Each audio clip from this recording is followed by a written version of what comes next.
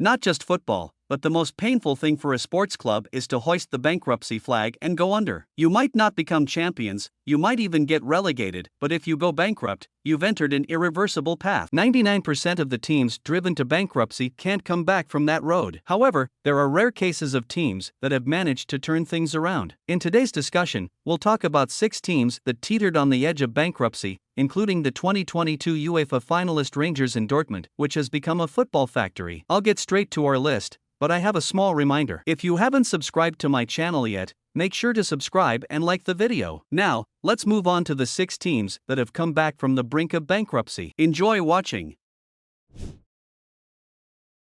I would like to start our list with the story of Rangers, whose cover photo I have included in our video. Perhaps the story I am about to tell could be an answer to the question of how to emerge from the swamp without major clubs like ours falling to such depths. Rangers, one of the 2 biggest teams in Scottish football, was steadily progressing towards its goal after a 10-year plan. Although Rangers had come close to their dream of winning a European Cup, they finished as runners-up in the tournament after losing to Frankfurt in a penalty shootout. Rangers had previously lost the cup to Zenit in 2008. However, even though they lost the cup in the final, it did not cast a shadow on their story of rebirth. Now, let's go back to where the story began. In 2012, a customs investigation was initiated in England, revealing that the Glasgow Rangers club had not paid taxes for the years 2001 to 2009. The club, which evaded £35 million in taxes, was fined £14 million for tax evasion, suddenly facing a bill of £49 million. With debts already close to £100 million due to previous reckless spending, the club's debt approached £150 million.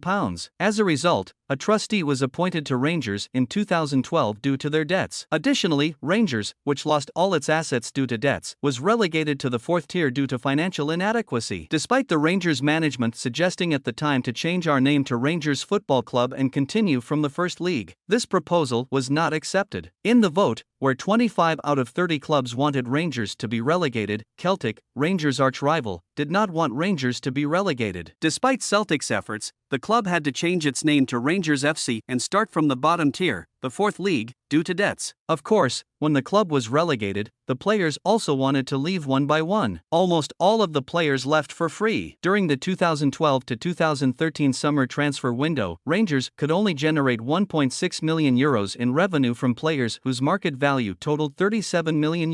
Even the legendary 40-year-old goalkeeper McGregor, who guarded Rangers' goal in the final, was loaned to another club during that summer transfer window. Finally, in the 2012 to 2013 season, starting in the 4th league, Rangers, deprived of all income from star players, sponsorship deals, and their already meager revenue, did not stay in the 4th league for long. They earned a promotion to the higher league by collecting 83 points in 36 weeks. In the 2013 to 2014 season, Rangers, collecting 100 points in the 3rd league, quickly moved up to the next level. In their first season in the 3rd and 4th leagues, Rangers wasted no time in gaining promotion to the higher league. In the Scottish Championship season, they finished 3rd with 67 points, but the next season, they finished 1st with 81 points, heading towards the Scottish Premiership. In the 4 years that passed, Rangers, without spending any money on transfers, utilized their own resources and made opportunistic transfers. They returned to the Premiership. However, Rangers' achievements were not limited to this. In their first season back in the Premiership, the 2016-2017 season, they finished 3rd in the league. In the 2017 to 2018 season, they secured the 2nd position behind Celtic. The appointment of English legend Steven Gerrard in the summer of 2018 signaled the club's return to its old identity. With Gerrard, Rangers, who had finished 2nd twice, were now ready for the championship. In the 2020 to 2021 season, playing 38 league matches and securing 32 victories and 6 draws, Rangers won an undefeated championship with 102 points. Such a championship was well suited to the story Rangers had written. With the arrival of the championship, Rangers earned the right to play in the Champions League qualifiers the following season, but they were eliminated by Malmo. In the UEFA Europa League qualifiers,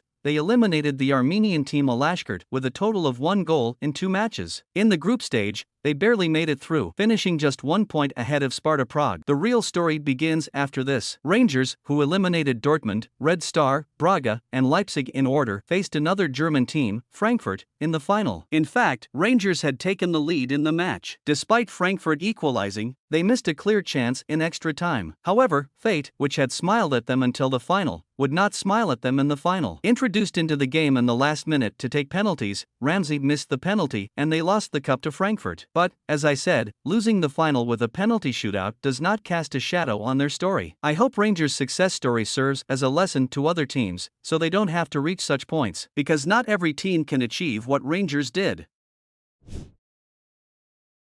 Although it may not seem accurate for Napoli at the moment, Napoli once hit rock bottom. In 2004, Napoli went bankrupt and was relegated to Serie C by the decision of the Italian Football Federation. Aurelio De Laurentiis, a filmmaker at the time, re-established the club under the name Napoli Soccer. After those days, Napoli quickly recovered and, within 3 years, ascended 2 leagues to reach Serie A, where they have remained ever since. Upon promotion, the Italian club changed its name back to SSC Napoli and has demonstrated a highly successful performance both in the league and in European competitions. Competing continuously in Serie A for the past 15 years, Napoli has become an indispensable team in the top 7, and sometimes even in the top 4, in the present day. In Italy, another club that faced bankruptcy was Fiorentina. When Fiorentina couldn't settle its $50 million debt, it declared bankruptcy in 2002. Although the federation offered Fiorentina to continue from Serie B, the club rejected this proposal and effectively ended its sports activities. However, in August of the same year, shoe and leather entrepreneur Diego Del Valle took over Fiorentina. Despite rejecting the federation's offer to start from Serie B, Fiorentina had to begin from Serie D. However, they would be readmitted to Serie A in less than a year. In 2003, it was announced that the club's original name and shirt design rights had been regained, and in the 2004-2005 season, Fiorentina successfully returned to Serie A. Between 2002 and 2005, Fiorentina's name was written in both Serie A and Serie D, but after 2005, they resumed their sports activities from where they had left off. At the beginning of our video, we narrated Rangers' UEFA Europa League journey. Following Rangers, it is essential to discuss how Sevilla dominated this competition. In the late 1990s, struggling in the second division of Spain, Sevilla, after the turn of the century, remarkably won this trophy 6 times. So, how did they achieve this over the course of 20 years? Sevilla, with almost no trophies in its museum except for the 1920s, 30s, and 40s, and with little historical significance, found itself in the Spanish second division in the 1997 season. In their first season in the second division, they finished 7th, and in the second season, they finished 4th, earning promotion back to La Liga through playoffs. However, their rise didn't stop there. Unable to survive in La Liga, they were relegated again, finishing 20th. After this decline, under the management of Joaquin Caparros, Sevilla underwent a 5-season restructuring process, not only returning to La Liga but also becoming a team that participated in European leagues. Establishing the foundations of today in the 2000s, Sevilla, under the management of Ramos in 2006 and 2007, won the UEFA Cup twice. Subsequently, under the guidance of Unai Emery, who became the most successful coach in this competition, they won it 3 times, and under Lopeteguy's management, they won it once. As I mentioned, Sevilla, which struggled to stay in La Liga in the early 2000s, has become the team with the most victories in this competition, winning it 6 times today.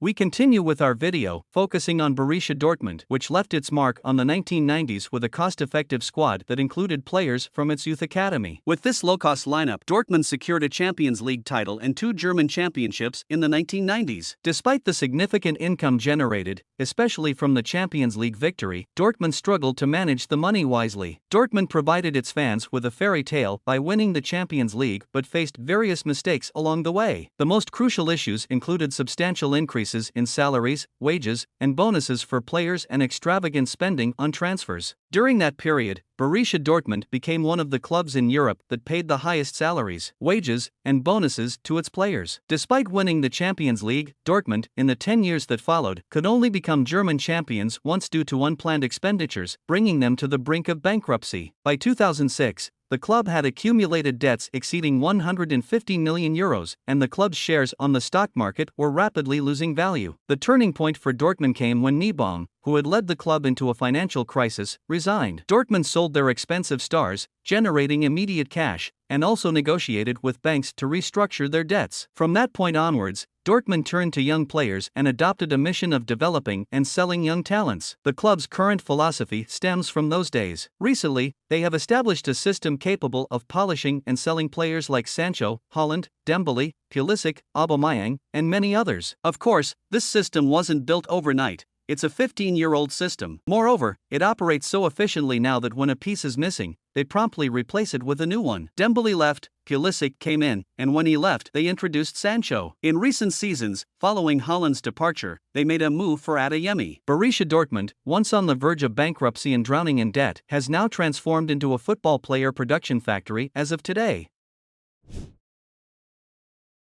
During the 1990s, Parma was one of the most successful teams in Italian football, gaining significant attention with the players it developed during that period. They achieved numerous successes, including 2 UEFA Cups and 1 Super Cup. However, in the following years, much like Dortmund, these successes shifted them from a club focused on player development to one that spent money. The club moved away from its philosophy and became a mid-table team in Italy. Of course, this decline would continue. In 2005, it was officially announced that Parma had declared bankruptcy. Unable to pay off debts totaling $218 million, Parma changed its name to Parma Calcio 1913 and was relegated to Serie D by the federation. Shortly after this event, a group of local entrepreneurs, calling themselves Nuovo Inizio, meaning new beginning in Italian, took over the club. Parma successfully completed the new season in Serie D, displaying excellent performance for 3 years and earning promotion back to Serie A. From 2015 onwards, Parma was managed so effectively that they achieved promotion in all 3 consecutive seasons. However, despite these efforts, Parma couldn't fully return to its former glory in Serie A and was relegated once again. Currently, they are competing in Serie B.